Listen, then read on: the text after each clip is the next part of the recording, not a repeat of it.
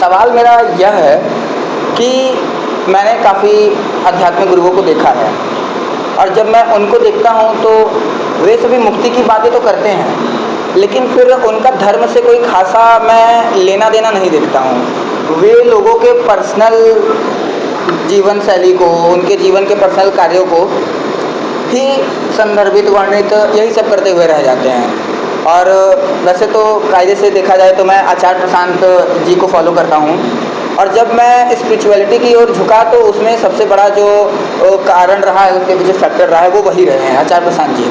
तो जब मैं उनको देखता हूँ तो दिमाग में सदैव बस यही बात आती है कि धर्म जो है वो मुक्ति का मार्ग प्रशस्त करती है, और वे भी हमेशा यही बोलते हैं कि मुक्ति की ओर जाया जाए, काम ऐसा किया जाए कि हम मुक्ति की ओर जाएं। तो जब मैं धर्म की बात करता हूँ तो धर्म हमको बताता है, हमें बताता है कि हमें क्या करना चाहिए, क्या नहीं करना चाहिए, और फिर वो हमें कुछ दायित्व दे देता है जिन दायित्वों को हमें निभाना होता है, निभाना हमारे लिए आवश्यक है। फिर एक तरफ यह मुक्ति की भी बात करता है। तो मैं जानना चाहता हूँ कि मुक्ति का तो मतलब ही यह है कि सभी बंधनों से मुक्त होना। तो धर्म जब हमें दायित्व दे देता है तो हम उस दायित्व से जब बंध जा रहे हैं तो धर्म किस प्रकार मुक्ति की ओर हमें ले जा सकता है। ये तो वही बात हो गई कि कहा जा रहा है कि धर्म जो है वह मुक्ति का मार्ग प्रशस्त करता है, लेकिन जब मैं इन दोनों को बिल्कुल सामने सामने रख करके देख रहा हूँ तो मुझे समझ में आ रहा है कि इन दोनों का आपस में ही कन्फ्लिक्ट है। तो मैं जानना चाहता हूँ कि धर्म असल में है क्या, ये किस तरीके से हमें मुक्ति की ओर ले जा सकता है। तो देखिए, जो धर्म होता है वो उसका कोई मुक्ति से कन्फ्लिक्ट नहीं रहता है, ठीक है। धर्म बस ये रहता है किसी चीज़ को करने का सही तरीका होता है। धर्म होता है कर्तव्य होता है, ड्यूटी होता है, ठीक है। और उस कर्तव्य के अंदर हमारी जो मुक्ति है वो अलग कर्तव्य से बाहर की चीज़ नहीं है, वो भी कर्तव्य के अंतर्गत ही आती है। हमारा दूसरों के लिए कर्तव्य, हमारा समाज के लिए कर्तव्य हुआ, क्या हमारा खुद के लिए कुछ कर्तव्य नहीं है, वो भी धर्म के अंतर्गत आता है। तो सारे कर्तव्य, फिर अगर धर्म हम लोग को हर प्रकार के कर्तव्य देता है तो फिर उसकी जिम्मेदारी ये भी बनती है कि वो उन चीज़ को हम लोग को सही ढंग से कराए, ठीक है। अगर हमें धर्म करा रहा है तुम इन्हीं सब कर्तव्य को करते करते तुम अपने जीवन का जो अपने खुद के लिए जो कर्तव्य वो कर तुम छोड़ दे रहे हो, उसमें भी वो गलत है। अगर तुम अपना ही कर रहे हो, अपना कर्तव्य का पालन कर लिए, लेकिन उसके वजह से तुम अपना बाकी का कर्तव्य अगर छोड़ लिए तो वो भी गलत है। जैसे मैं बताता हूँ कि कोई इंसान है, ठीक है, वो पैदा हुआ है, ठीक है, उसके ऊपर कई प्रकार ऋण रहते हैं, मातृ ऋण रहता है, पितृ ऋण रहता है, गुरु ऋण रहता है, ऐसे करके फिर रहते हैं। तो धर्म बताता है कि हम लोग को अपने सभी प्रकार के ऋणों से मुक्त होना है, ठीक है ना, फिर हमें आगे बढ़ना है मुक्ति की ओर। तो अगर हमें सभी प्रकार के ऋणों से मुक्त होना है तो फिर क्या मतलब उन सभी ऋणों के लिए ही हमें काम करके मुक्ति मिलेगी? ऋण से काम करके मुक्ति नहीं, लेकिन हम लोग को उन चीज़ों को छोड़ना नहीं, वो भी धर्म का हिस्सा है। जैसे मैं बताता हूँ कि किस प्रकार से हम लोग के जीवन को धर्म बताता है किस प्रकार से जीना चाहिए। सबसे पहले एक दिन का बताते हैं ना, सुबह का समय धर्म, ठीक है, दोपहर अर्थ और शाम को काम, शाम और रात को काम, ठीक है। मैं समझा नहीं। दिन का हम लोग को करने के लिए दिन में 3 प्रकार के काम किए जाते हैं एक 24 घंटे के अंदर, ठीक है ना। धर्म, अर्थ, काम। जैसे सुबह का टाइम हो गया, सुबह 4 बजे के बाद, सुबह 4 बजे लोग उठते हैं, ठीक है। उसमें धार्मिक काम जैसे कि अपना योग किए, सब किए, जो भी उनका करना है धार्मिक कर्तव्य है, ठीक है। अब उसमें जिनको जो ठीक लगता है, जैसे कि कई लोग होते हैं अपना धर्म के अंदर ज्ञान लेते हैं, ठीक है, वो वेदों का पाठन करते हैं, अलग अलग प्रकार चीज़ें होती हैं। उसके बाद जब दोपहर का समय आता है, देखिए, अगर धर्म कहता है कि सिर्फ तुम यही करो तो इंसान तो भूखा मर जाएगा। फिर वो कहता है, हाँ, फिर वो कहता है दोपहर का जो समय है वो हमारे अर्थ के लिए है, ठीक है। अर्थ यानी क्या? धन संपत्ति, रुपया, पैसा, अपने घर गृहस्थी को चलाने के लिए। अगर घर गृहस्थी नहीं है तो कम से कम इस इंसान, अगर कोई समाज के प्रति दायित्व है, ठीक है, जैसे वो समाज वो उसका मान लो वो शादी ब्याह नहीं किया है, वो सब कर्तव्य से मुक्त है उस समय, ठीक है, हो सकता है उसकी फैमिली नहीं, उसके पास कुछ और कर्तव्य तो होंगे, ठीक है, उन सब पूरा कर लिए, उसके जो आर्थिक स्थिति है उसके लिए काम हो तो फर्म करेगा। लेकिन फिर क्या होगा, धार्मिक कर लिया, अर्थ कर लिया, ठीक है ना, फिर बचा जो समय शाम का रहता है वो काम के लिए था। काम मतलब उसकी जो इच्छा की चीज़ें हैं, ठीक है, उसके अंदर बहुत सारी चीज़ें आती हैं, ठीक है। और फिर उसी बात काम के अंतर्गत सोने वाली चीज़ें होती है, उसके बाद इंसान सो जाता है, ठीक है ना। अब देखिए कि उसमें भी अगर धर्म, अर्थ और काम में धर्म प्रधान है, यानी कि अगर अर्थ में सुबह काम धर्म का है ना, लेकिन अगर दोपहर का और शाम काम जो अर्थ और काम का है, उसमें अगर कोई चीजें तुम ऐसी करो जो धर्म के खिलाफ है तो नहीं कर सकते हो। यानी कि ना कि शुरुआत जो हुआ दिन का वो धर्म से हुआ, और आगे चल के अर्थ किसका मतलब नहीं शुरुआत का धर्म की है, अर्थ के समय में लूट पाट के खाली हो गए कि भाई वो तो अर्थ का ही है, ऐसा नहीं कर सकते। उस अर्थ में भी अगर हम कुछ ऐसा काम करें जो धर्म के विरुद्ध है तो हमें नहीं करना चाहिए। उसके बाद काम के समय में, ठीक है, जो काम रात्रि का समय रहता है, काम के समय हम कोई अगर ऐसा काम कर रहे हैं जो धर्म के विरुद्ध है तो उसमें वो नहीं करना चाहिए। यानी कि धर्म हम लोग के, देखिए अब धर्म हमें क्या दिखा रहा है कि हम लोग से कुछ छूट नहीं रहा है, ठीक है ना, हम लोग को तो हर चीज करा रहा है। तो ऐसे में आप कह नहीं सकते कि एक इंसान को धर्म बांध रहा है। हाँ, ये जरूर कर रहा है कि एक इंसान को धर्म नियमबद्ध कर रहा है कि किस प्रकार ढंग जीना चाहिए। अब देखिए जीवन के भी हिस्से हैं, ठीक है ना, जीवन को भी जिस प्रकार वो एक दिन को बांटता है उसी प्रकार हम लोग के जीवन को भी बांटता है। पूरा दिन हमारा जीवन मतलब पूरा जीवन हमारा दिनों से मिलकर ही तो बनता है। दिनों से मिलकर होता है। तो अब देखिए किस प्रकार से, जैसे कि इंसान का बताया गया कि धर्म के अनुसार 25 साल तक एक इंसान ब्रह्मचर्य का पालन करेगा, शिक्षा लेगा, ठीक है, वैदिक शिक्षा लेगा, आध्यात्मिक शिक्षा लेगा, वैज्ञानिक शिक्षा, हर प्रकार की शिक्षा लेगा, ठीक है। 25 साल तक पूर्णतः ब्रह्मचर्य रहेगा, ठीक है ना। उस समय एक तरह के लिए जैसे धर्म का काम है, जैसे एक दिन में जो धर्म होता है ना, फिर उस समय क्या कर रहा है, अब जीवन के एक हिस्से में, ठीक है, जीवन के जब आरंभ हुआ, जब जीवन का सूर्योदय हुआ, ठीक है ना, उत्पत्ति हुई, एक सिंबॉलिक है, ठीक है जी, मैं समझ रहा हूँ।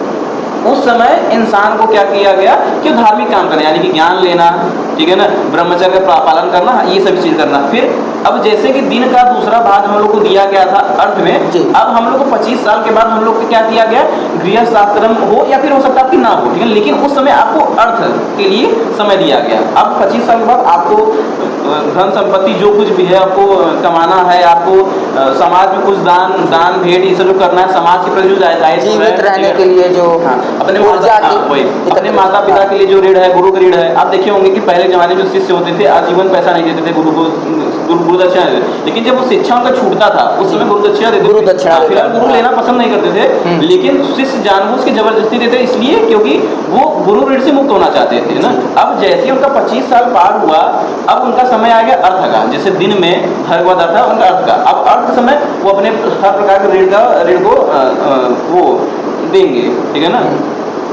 उसके अंदर बहुत चीजें ऐसे नहीं सिर्फ पैसा ही आता है, हर प्रकार की चीजें आती हैं, भावनात्मक चीजें आती हैं, जैसे कि लोगों का रहता है ना, वो लोग हम समाज के लिए कुछ करना चाहते हैं। उस समय उन लोग का वो टाइम पीरियड जो मिलता है वो इसलिए मिलता है कि वो संसार को जीत सके, संसार की हर एक चीजें पा सके, हर एक चीजें ले सके, जीत सके ना। अब जब इंसान संसार को जीत जाता है, ठीक है ना, फिर जैसे कि उसमें हाँ इसमें थोड़ा सा एक चीज चेंज होता है, जैसे कि उसमें होता है ना, इसमें रात को काम का होता है ना, इसमें क्या होता है ना कि जब जीवन का तीसरा हिस्सा रहता है, इसके अंदर क्या होता है, फिर उनको जब अपनी सारे ऋणों से मुक्त हो जाते हैं, सारे चीजें जीत जाते हैं, एक तरह से वो संसार जीत जाते हैं, जो भोग करना था भोग कर लेते हैं, हर चीज करते हैं। उसके बाद जब तीसरा हिस्सा आता है उसके अंदर वो क्या करते हैं कि उनको संन्यास लेने का तब समय आता है, तब उनके पास अधिकार रहता है संन्यास लेने का, तब उनके पास अधिकार रहता है कि वो अपने सभी चीजों से मुक्त होकर एक तरीके से सारे बंधनों से मुक्त होकर सारे दायित्व निभाने के बाद एक विश्राम का समय, उस विश्राम में उनकी एक जिम्मेदारी होती है जो उनके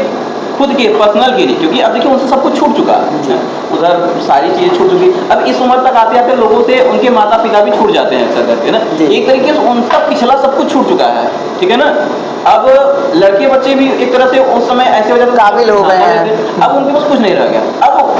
अब उनके लिए उनके पास वो खुद बस रह गए, वो खुद उनके पास कोई नहीं है। अब जब खुद रह गए तो वो अपने लिए जो बचा खुचा जो धर्म का वो था पालन करना था, वो मुक्ति था, ठीक है ना, मुक्ति था, मोक्ष था, अब वो उसके लिए काम करेंगे, ठीक है। अब उनके पास अधिकार है, वो चाहे संन्यास ले ले, चाहे अपने अपने तरीके से वो मुक्ति की ओर बढ़े, ब्रह्म की उपासना करें, फिर उनका अपना वहां से एक तरीके वहां से सारा जो जीवन है वो उनका हो जाता है, ठीक है। उनको किसी प्रकार का ऋण, किसी प्रकार का बंधन नहीं। और इसी देखिए इस नियम में एक अच्छी बात यह है ना कि हम लोग को मौका दिया गया घूमने टहलने का, जो उससे जो लाइफ के शुरुआती दो स्टेज थे उसमें इंसान को हर चीज करने का मौका दिया गया है, ठीक है ना। वो चाहे तो क्या कहते हैं ना गृहस्थ आश्रम रह ले, उसको तो उससे भी नहीं रोका गया, उसे किसी से भी नहीं रोका गया।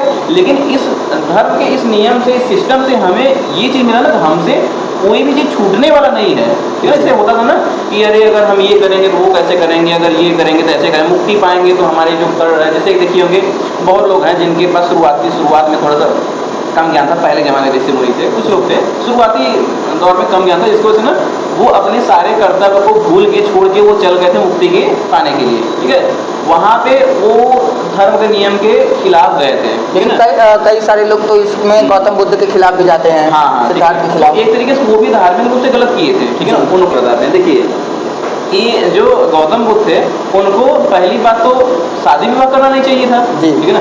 जैसे कि हम मानते हैं कि उनके पास बहुत बुद्धि थी, बहुत ज्ञान था, वो पहले से विचार कर रहे थे कि हम संन्यास लेंगे, तो ऐसे में वो उनको विवाह करना नहीं चाहिए था, ठीक है ना। हम मानते हैं कि उनको संन्यास लेने का अधिकार था, चले जाते, ठीक है। लेकिन शादी विवाह करके जब लड़के बच्चे सब हो गए, उसके बाद सब कुछ एक साम्राज्य छोड़ के, राज छोड़ के, घर परिवार सब कुछ छोड़ के वो जो गए हैं, ठीक है ना, तो वहाँ पे वो अपने कर्तव्य को छोड़ के वहाँ गए हैं।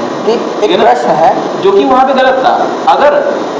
अगर जो भगवान बुद्ध थे, अगर उस समय उतनी ज़्यादा जागृत रहते जितना वो ज्ञान लेने के बाद थे, तो उस समय वो परिवार छोड़ते ही नहीं, ठीक है ना। क्योंकि उनका शुरुआती दौर था, उनके पास थोड़ा सा ज्ञान कम था उस समय। सीधी बात है कि बचपन में और जो जिस समय बड़े हुए, जिस समय वो घर से भागे थे, जिस समय शादी किए थे, शादी विवाह किए थे, उस समय तो उनके पास उतना तो मस्तिष्क नहीं रहा होगा कि वो ये डिसीजन ले सके कि हमें शादी विवाह नहीं करना है, हमें संन्यास लेना है। तब लेना होता तो उस समय लेते, इसलिए वो गलती किए थे। लेकिन आज समय हम देखे थे कुछ बाबा लोग कुछ लोग जबरदस्ती बुद्ध भगवान के, हाँ, भगवान के उस काम को जबरदस्ती जस्टिफाई करते हैं। हम जस्टिफाई कर सकते हैं उस कंडीशन में जब वो खुद शादी ना किए होते। अगर वो उतने, जैसे कहते हैं ना, बुद्ध भगवान तो बहुत बुद्धिमान थे, बहुत तेज थे, आप सबके नियम को थोड़ी मानते थे कि वो नहीं कर्तव्य पालन करेंगे, हारेंगे। हम कहते हैं नहीं मानते तो उनको शादी नहीं करना चाहिए था, वही वो रुक जाते हैं ना, अगले ना जाते हैं। इसी से साबित होता है कि उनके अंदर वो चेतना नहीं थी, ठीक है ना, जिसको से वो किए, वो आगे चल के ना करते। अगर देखा जाए तो यहाँ पे दो सवाल उत्पन्न होते हैं कि पहला तो जैसा कि उनकी कहानियाँ मैंने सुनी है कि बचपन में ही ज्योतिषियों ने उनका भविष्य प्रेडिक्ट कर दिया था कि वे बहुत ही अद्भुत हैं। हाँ। तो उनकी रही बात शादी की, तो वो तो उनके माता पिता ने उनसे ज़बरदस्ती करवाई थी। और रही बात अगर दूसरे की, अगर वे शादी भी ना करते, जबरदस्ती करवाई थी, तो जैसे वो शादी के बाद भागे, उनसे शादी पहले भाग सकते थे जी। अब भागने की, अब अगर मैं कहानी की बात करूँ तो कहानी में तो जैसा कि आप जानते हैं कि उनको सारी चीज़ों से दूर रखा गया था। हम जानते हैं, लेकिन हाँ, समझा सकते हैं, लेकिन आप बताइए। लेकिन शादी के, मेरे प्रश्न के पूरा होने के बाद आप उत्तर जरूर दें कि शादी अगर वे ना भी करते तो जिस तरीके से आपने धर्म को एक सिस्टमैटिक तरीका बताया है मुक्ति की ओर जाने का, तो वहाँ पर तो फिर अगर वे शादी ना भी करते तो वह जो उनका काल था, वह जो उनका समय चल रहा था, उस समय के दौरान तो उनका भागना फिर भी गलत होता बिना शादी किए भी, क्योंकि वह समय तो उनका समाज के प्रति था, समाज का उत्थान करने के लिए था। तो अगर वे उस समय भी भागते तो ये तो उनके पास एक धर्म के विरुद्ध होता। गोल्डन चांस ये भी था ना, वो एक राजा के लड़के थे, उनके पास सब कुछ था, ठीक है, वो बहुत कुछ कर सकते थे, ठीक है जी, ठीक है नहीं, बिल्कुल मैं समझ गया। हाँ, तो आगे आप बताइए। तो अब अगर एक और सवाल दिमाग में उत्पन्न हो रहा है जो कि ये है कि अगर धर्म की बात हो रही है तो इसका सीधा संबंध बोध से है। हाँ, तो बोध भी तो यही बताता है, बोध क्या बताता है? आपकी बात सही है, लेकिन अगर इसका सीधा संबंध बोध से है तो जहाँ तक मैं समझता हूँ कि बोध हमें किसी भी नियम से प्रतिबद्ध होने को नहीं कहता। वह समय के साथ जो चीज़ें, जो परिस्थिति के साथ जो चीज़ें बिल्कुल सही हैं, जो चीज़ें उस टाइम में प्रयोग करनी चाहिए, जो क्रिया, जो एक्शन उस टाइम में लेना चाहिए, बोध उसकी ओर अग्रसर है, उसकी ओर झुका हुआ है। लेकिन अगर जब यहाँ धर्म की बात हो रही है तो धर्म तो कुछ बिल्कुल एकदम एक सिस्टमैटिक तरीके से दिखाई दे रहा है कि अगर कोई व्यक्ति बेहोश भी है और वो इस सिस्टम को फॉलो करता है तो वो भी मुक्ति की ओर जा सकता है। तो अगर धर्म का प्रयोग किया जाता है बोध को जगाने के लिए और बोध ही आपको मुक्ति तक लेकर के जाती है, तो यहाँ तो धर्म ही एक तरीके का ऐसा सिस्टम है जहाँ बोध की आवश्यकता नहीं पड़ रही है, आप धर्म के सिस्टम को फॉलो करके मुक्ति तक जा सकते हैं। बताते हैं, अगर आपके अंदर बोध है तो आप अपने आप धर्म के मार्ग पर चलेंगे जी। उसमें कोई दो राय है ही नहीं। सोचिए, आपके पास अगर बोध है तो आप जानते हैं आपको कब क्या करना चाहिए। जी बिल्कुल। आप देख रहे हैं कि इस समय मेरे पास जिम्मेदारी, इस समय मेरे ऊपर कुछ है, आप अपने आप कहेंगे हमें रुकना है जी, यहाँ पे हमें अपना काम करना है, जो भौतिक कल्पना में करना है। आपके अंदर बोध है तब ना आप जानेंगे, ठीक है। और रही बात धर्म की, तो धर्म ये नहीं करता कि हम एकदम सिस्टम बना के चले हैं, ठीक है। धर्म वही है ही, ठीक है ना, वो किसी को बांधा नहीं है। आप अगर मनुस्मृति पढ़ते हैं या फिर कोई और भी स्मृति पढ़ेंगे ना, वहाँ पे साफ साफ बताया गया है कि अगर आपको धर्म में की चीज़ें अच्छी नहीं लगती हैं तो आप अपने आप अधार्मिक हो गए हैं, चाहे आपको करे चाहे ना करें। अच्छा। जैसे हम बताते हैं ना, अगर आप यहाँ पे हैं, ठीक है ना, आपको कोई धार्मिक चीज़ अच्छी नहीं है। हम धार्मिक चीज़, हम पूजा पाठ ये कर्म कांड की बात नहीं कर रहे हैं, ठीक है ना। हम एकदम स्पष्ट शुद्ध धर्म की बात कर रहे हैं। अब अगर आपको पसंद नहीं आ रही है ना, तो न पसंद आने मात्र आप अधार्मिक हो चुके हैं। अब उसको करे जाने का कोई मतलब नहीं। ये बताता है ना कि आप मुक्त हैं। अगर आपको नहीं पसंद आ रहा है तो आप अपने आप उससे मुक्त हो चुके हैं, ठीक है ना। धर्म अपने आप में एक ऐसी सिस्टम है ही जो बोध वाले करते हैं, ठीक है। अब उसको कुछ लोग देख के, उनकी लाइफ को देख के वो लोग कहीं लिख दिए, कुछ नियम बना दिए, वो अलग बात है, ठीक है ना। लेकिन धर्म एक वही चीज़ है, मतलब एक तरह ना कि वो एक एब्स्ट्रैक्ट है, ठीक है। इसमें कोई ऐसा ज़बरदस्ती नहीं कराया जाता कि ये चीज़ है, ये चीज़ करना ही करेगा। वो ऐसे अपने आप को कर ही लोगे। जैसे हम बताते हैं ना कि अगर हम कहते हैं कि अगर हम जैसे आप बता ना कि धर्म को जो नियम है वो हमें बंधन बांधते हैं, मुक्ति, इस तरह से नियम नियम बंधन है ना, बताते हैं मुक्ति। अगर हम ये कहते हैं कि हमारे जीवन का एक उद्देश्य मुक्ति है, तो ये उद्देश्य जो है ये भी तो एक बंधन है। जी, बात तो सही है ना। तो यहाँ एक पैराडॉक्स हो गया। तो ये बात इसको काट रही है, ये बात उसको काट रही है। तो इस तरीके का प्रश्न करके हम लोग उसको नहीं कर सकते, ठीक है ना। क्योंकि ना वो नियम वहाँ लिखा जरूर है, लेकिन वो असल नियम नहीं है, वो असल बोध ही है। जो बोध वाले इंसान है वो खुद ऐसे करेंगे, जैसा बोध है अपने आप वो ऐसे करने लगेंगे। ऐसा कुछ नहीं है कि उसके अंदर लोग को जबरदस्ती बांधा जा रहा है या फिर लोग बंध के ऐसे करेंगे। आपको करना ही पड़ेगा, कोई चीज़ नहीं है आपके पास। मतलब बोध के कई आकार हो सकते हैं, कई उसकी आकृतियाँ हो सकती हैं, कई रूप हो सकते हैं। वो आपके ऊपर है कि आप उसे किस तरीके से देख रहे हैं। देखने का तरीका अलग अलग है। अगर आप चाहें तो उसको जैसे आप चाहें तो उसको धर्म की तरह से देखिए, चाहे अलग अलग तरीके से देख सकते हो, आपके ऊपर डिपेंड करता है, ठीक है। बाकी बोध भी आपको वही कराएगा जो आपको धर्म कराता है। धर्म बोध अलग नहीं है, धर्म बोध एक ही है, ठीक है।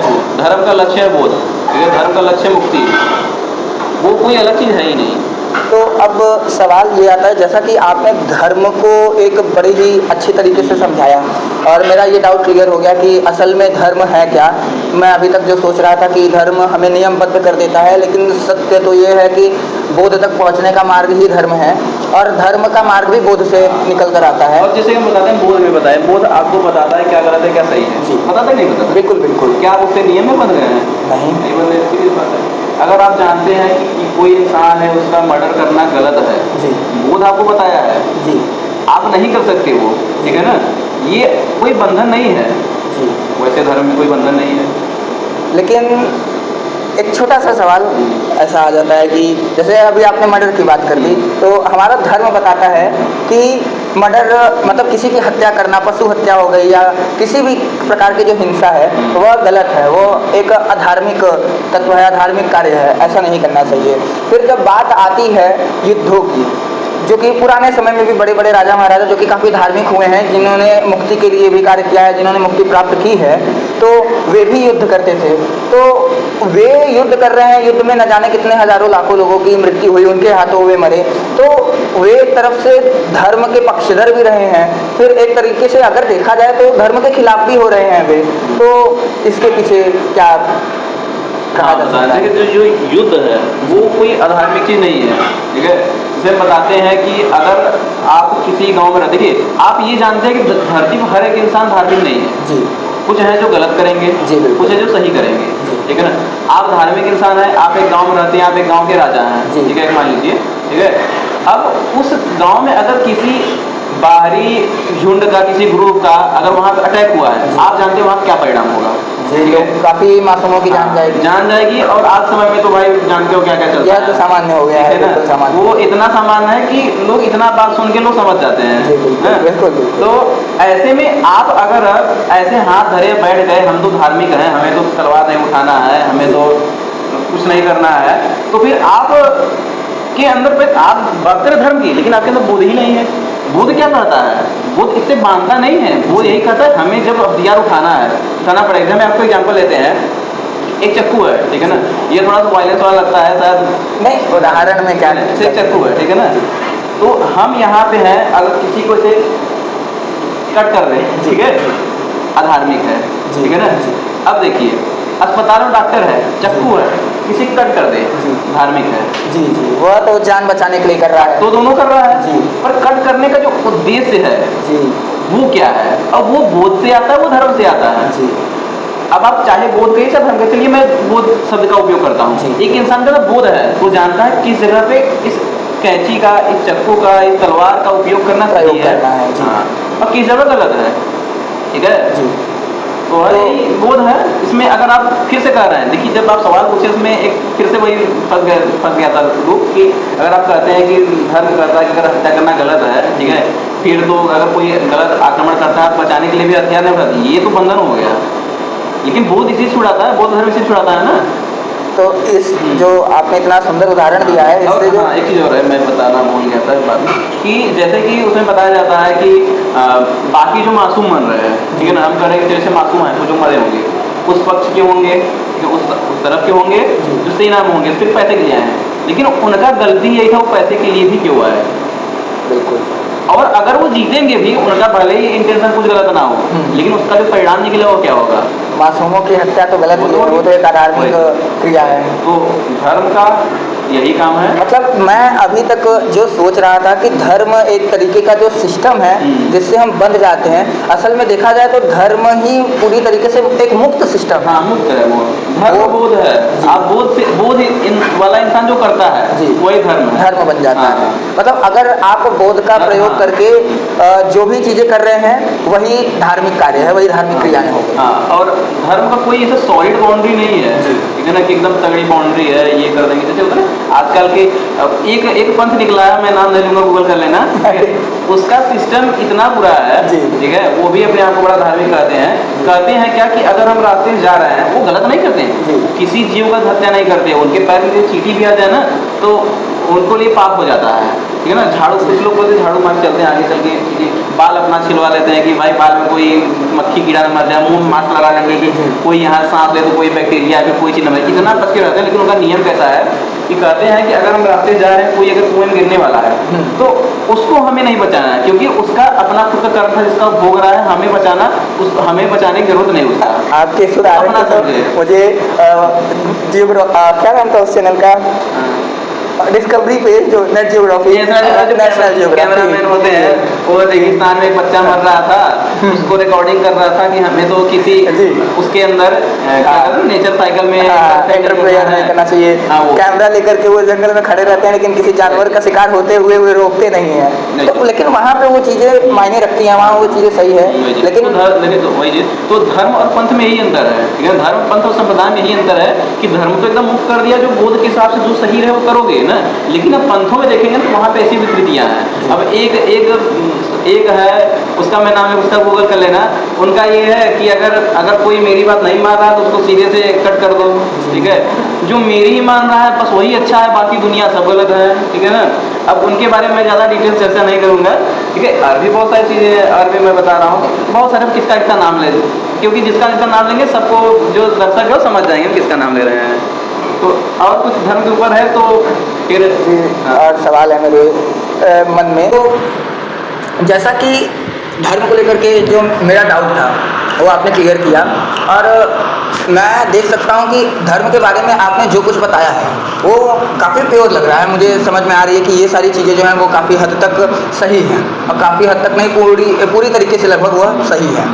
तो जब एक तरफ मैं आपके द्वारा जो धर्म के बारे में बताई गई बातें हैं, जब मैं वो देख रहा हूँ, और फिर जो आज के समाज में ये जो धार्मिक गुरु हो गए और जो धार्मिक लोग हो गए जो धर्म के नाम पे केवल पूजा पाठ और कुछ क्रियाकांड, कर्मकांड ही कर रहे हैं, तो आपकी बातों में और उनके द्वारा बताई गई बातों और उनके द्वारा किए गए धर्म के विषय में किए गए कार्य जो है या जो कर रहे हैं, उसमें मैं काफ़ी कन्फ्लिक्ट देख रहा हूँ। तो उसमें और इसमें ये जो इतना बड़ा अंतर आ रहा है, वो इसके पीछे की वजह क्या है, इसके पीछे की जो कारण है वह क्या है? देखिए, इसके पीछे जो रीजन है वो तो बहुत बड़ा है, ठीक है, उसको बताने में बहुत लंबा समय लग जाएगा। उसके पीछे अलग अलग संप्रदाय, अलग अलग पंथ है हिंदू धर्म का, और इन्हीं से हिंदू धर्म की कृतियाँ शुरू हुई हैं। और ये जो आज समय जो हिंदू धर्म का स्थिति है, जो एकदम विकृत रूप है, वो धर्म है ही नहीं, ठीक है। कोई आदमी आके कह रहा है कि बस राधे राधे बोलो, राधे राधे चिल्लाते रहो, आपका सब हो जाए, मुक्ति मिल जाए, सब कुछ। कोई केवल कृष्ण के नाम पे ढोलक बजा रहा है, नृत्य कर रहा है, कोई कह रहा है, कोई सिर्फ बोल रहा है जय श्री राम करो। तो सबका ये सब हिंदू धर्म में विकृतियाँ आ गई है। तो आपके कहने का मतलब है कि जो धर्म है असली धर्म जो है और जो अभी का धर्म है इसमें अंतर इसलिए क्योंकि एक सीधा नकली है। धर्म किसी प्रकार के नाम लेने से, नाम दोहराने से और किसी प्रकार की नारेबाजी करने का कोई धर्म से लेन देन नहीं है, ठीक है। धर्म का लेन देन इस बात से है कि आप किस देवता से, देवी से, भगवान से, महापुरुष से क्या सीख पाते हैं। जैसे कि श्री राम है, ठीक है, उनके चरित्र से आप क्या सीख पा रहे हैं, ये आपको धर्म सिखाएगा, ठीक है ना। और इससे आप धर्म सीखेंगे। आप जैसे राम बोलने से आप धर्म नहीं सीखेंगे, ठीक है ना। आप इस बात से सीखेंगे धर्म कि राम भगवान कैसे थे, उनका चरित्र कैसा था, उनके चरित्र को अपने आप में उतारना ना। अब देखिए आप आज में देखते हैं कि पता नहीं कितने लोग क्रिमिनल हैं, ठीक है ना, वो झंडा लेके घूमते रहते हैं जी। क्या उनके अंदर कोई धर्म की शिक्षा है? नहीं है। वो सिर्फ नारेबाजी करते हैं, वो करते हैं। वैसे ही जो बोलते हैं कि राधे राधे चिल्लाओ खाली बस, उनके में भी यही स्थिति है। जो बोलते हैं, अब क्या कहें, मैं ज़्यादा इसमें आगे चर्चा करूँगा जी। तो जैसा कि अभी के लिए पर्याप्त हमारा समय हो चुका है, तो आगे की वीडियो हम लोग नेक्स्ट एपिसोड में कंटिन्यू करते हैं। हम लोग आगे चल के अलग अलग इसके पीछे के जो एकदम मेन रीजन, मूल कारण है, उसके ऊपर हम लोग एकदम मतलब उसके ऊपर अच्छे से चर्चा करेंगे। तो आपसे मिलके काफ़ी अच्छा लगा और आप सभी भी कमेंट में ज़रूर से पार्ट 2 अगर देखना चाहते हैं इसका नेक्स्ट एपिसोड तो कमेंट ज़रूर करें। और अगर आपके भी अपने कुछ सवाल है धर्म को लेकर के तो आप कमेंट में ज़रूर। मिलकर अच्छा लगा प्रियांशु जी। जय श्री राम। जय श्री राम।